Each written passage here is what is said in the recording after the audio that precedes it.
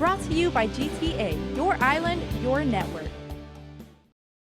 Just when you thought there was progress to report on May 13th, excited.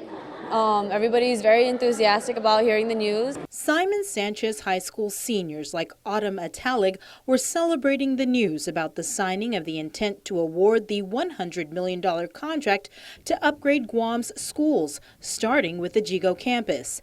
Now construction of the new Simon Sanchez High School is delayed indefinitely.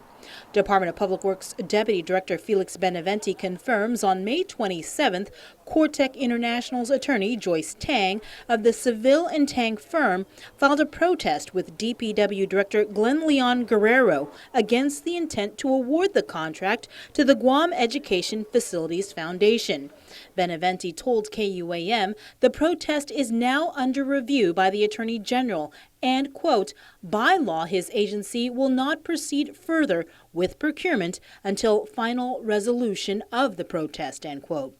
KUAM received a copy of the protest which claims DPW violated procurement law when GEF was allowed to modify its proposal and submit 4 new proposals, while other offerors were not provided the same opportunity. It argues negotiations should have only been made with respect to price. GEF's final proposal did not meet the number of classrooms required by the RFP, and the offer must be bondable, and a 100% performance or payment bond must be obtained by the offeror or its prime contractor. Lastly, the protest also alleges conflicts of interest with the RFP. The letter asks that if the contract has not yet been awarded, it be canceled, or if it has been awarded, it be terminated. This isn't, however, Cortec's first time to protest and delay the Simon Sanchez High School RFP process. It filed a protest back in January of this year, after the Guam Education Facilities Foundation was determined to be the most qualified offeror. Cortec's first protest was rejected by DPW. In a letter to Cortec dated January 19, 2016, DPW rejected Cortec's first protest, stating, quote, CTI not only failed to file its protest within the mandatory 14-day period, but only did so until after notice that it was not the highest-ranked contractor, bringing into consideration both a lack of good faith and disregard for the integrity of Guam's procurement law.